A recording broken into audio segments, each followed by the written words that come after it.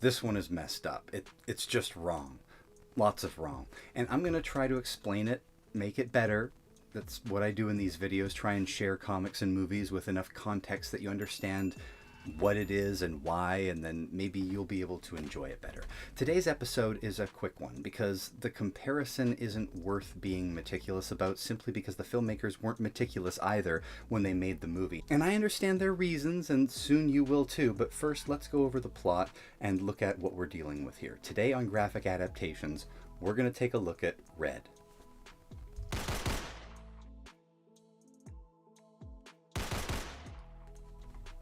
The premise is a simple one. A black ops mercenary or CIA assassin named Paul Moses, the John Wick or Baba Yaga of his day, has long since retired and wants total solitude, to be left alone. But when the new director of the CIA is shown a video of what Moses can do, he decides they need to eliminate him for fear that he is too dangerous to let live. When they come after him, he takes them all out and then goes after the director himself. The series is only 3 issues long, and I don't think it was ever considered a classic, but it is a solid, fun little romp. Warren Ellis, despite his now well-documented history of sexual coercion and manipulation, was actually a good writer, even though I would say this isn't even in his top 20 of his written works. Cully Hamner is the artist of the book, delivering a very slick, cool style and almost Ed McGuinness-like clean line work, but with a bit more edge than you'd expect from McGuinness. So we all get what this book and story is, right? It's John Wick, kinda, right? They come to take out a retired badass only to awaken a sleeping monster. It's serious and brutal and direct. It's an enjoyable read, but as soon as you do, you understand the problem when adapting it for film. There's just not enough there. I mean, maybe there could be. Look at John Wick. You just need the vision of how to make the fight scenes into a visual style all its own and how to use it to extend the runtime. But John Wick isn't the standard for what Hollywood churns out. Hollywood takes killer ideas and it defangs them and bloats them. It dumbs them down and tries to make the ideas palatable for a mass audience, and that is exactly what we got here. A PG-13 rated comedy, and it's not particularly funny. The movie's kind of awful, depending on how you want to look at it. Let me explain what I mean. As an adaptation, it adds way too much and changes the tone to say it was a great adaptation. The premise is largely the same, but now when the killers come for Paul Moses, he kidnaps a girl he likes who works for the CIA, played by Mary Louise Parker from Weeds, so that they can have a meet cute and banter. And then he meets up with his old professional killer, now retired friends like John Malkovich and Morgan Freeman. So we have more of a grumpy old men meet John Wick, like Old Dogs or Tower Heist, these toothless, lukewarm, feel-good studio movies that nobody cares about in a few years, despite packing it with tons of name-brand talent. It makes total sense though, right? It's not as though Red the book had some crazy cult following or was considered a classic with throngs of people and fans waiting for this adaptation to happen for decades. They could change whatever they wanted to, and nobody would really care. Plus, they get to say that they were adapting a graphic novel, which in 2010 was an exciting claim all on its own. As if that alone made the project special somehow. And making it a comedy and PG-13 would mean a wider audience appeal. Families could go see the old men make jokes about being too old for this shit. The broad appeal would make it easier to bring on board bigger names like Bruce Willis, Morgan Freeman, Malkovich, Helen Mirren, Carl Urban, Brian Cox, Richard Dreyfuss. So everything is cliche and tongue-in-cheek with a wink and a nod. And maybe it's just me, but this also coincides with what I think is Willis's least likable era of his celebrity. He's overexposed, and right before his health problems really kick in, he's really leaning into playing himself in every role, offering zero range and unable to wipe the smug off his face. And I could see why he and his team or the studio wanted it this way. See, I think they were looking for another The Whole Nine Yards. In The Whole Nine Yards, Willis plays a hitman who is in a witness protection program and is dragged back into the life of killing people again. He teams up with dentist Matthew Perry, and it takes place in Canada, and it's also a comedy. It did well. I liked it quite a bit. So let's look at the movie in those terms. Rather than comparing it to the comic book that they wanted to trade off the goodwill and hype of comic book adaptations, instead, let's just imagine that this is a standalone product and should be judged just like that. eh. I mean, it's okay. It's not really funny. Willis is still smug. The humor comes from putting people in extreme violent situations and how ridiculous that is.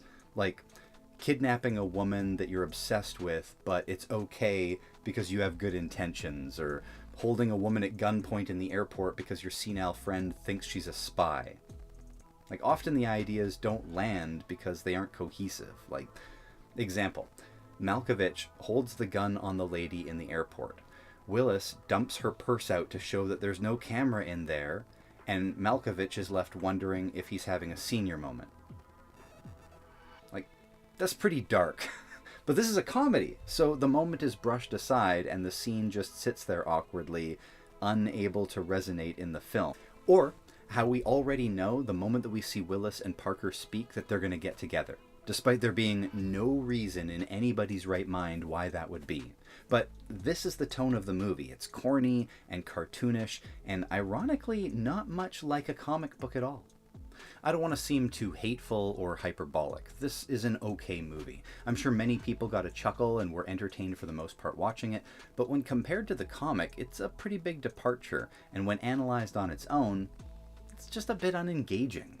This is in the realm of The Hitman's Bodyguard or Ocean's 12. Did I already say Tower Heist? These slightly detached, big Hollywood ensemble movies that have a numbing effect as the banter covers the patches of chunks of exposition and we wait 3 or 4 minutes until the next person is casually shot in the chest for giggles. The simplicity was the point of the book, and the point of the movie was to make a popcorn movie with lots of kills and plucky dialogue. They both work just fine for what they are, but the book wasn't really designed as a movie, and the movie only wanted to borrow the most basic idea for the plot. So there's also a sequel, which gives us more of the same, but even more. The cast now includes Neil McDonough, Catherine Zeta-Jones, Lee Byung-hun, and Anthony Hopkins. The stunts and action and the scope of the sequel all expand, but because we all expect Bruce Willis to cruise through the film unscathed, it's really no more engaging than the first. Strangely, the sequel uses artwork from the comic by Cully Hamner in the movie for the opening credit flash animation sequence, despite this movie having even less to do with the comic than the first movie. And people can like Tower Heist and Ocean's 11.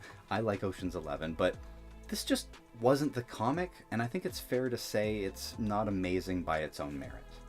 Hey guys, sorry, this is Johnny from the editing bay cutting in here. I realized as I was editing it that I read the 3-issue trade paperback because I already own it and it was in my library, and so earlier I said this is a 3-issue series in total, but when I went to download it so that I could put up graphic images edited into this video, and then the pack that I downloaded had 5 additional issues. So while the original series Red, before they made the movie, was indeed only 3 issues, this is a one-shot that is done by Cully Hamner, Warren Ellis Does Not Come Back, which is a prequel for the Paul Moses character. Cully Hamner does the art and he does the writing on this one. And then there are 4 additional one-shots, one for each one of the characters: Bruce Willis, Helen Mirren, John Malkovich, and Morgan Freeman. And these were all sort of done as promos to tie in. And as you can see on the screen, I'm putting the covers up here, it's very much part of the movie. These were all prequels for these characters, which if you're a fan of the movie, I'm sure is a really awesome detail or something that you can dig into. For me, because they are not based on the comic specifically and are trying to tie in and cash in the movie, I didn't think it was all that special, but for completionist's sake, I just wanted to cut in and let you guys know that I was aware and that those are some issues tied to the Red series. Plenty of people saw Red and Red 2, but how many read the comic or even knew it existed? Regardless of whether you enjoyed the movie or not, if you wanted a better idea of the tone of the comic book, you should really just watch John Wick. That's my hot take. I mean, I think John Wick is a better adaptation of Red than Red. Do you agree? Disagree? That's what the comment section is for, and we all have opinions. Voice yours below, and I will see you all next week. Well, maybe not all. Probably not the people that don't click the subscribe button.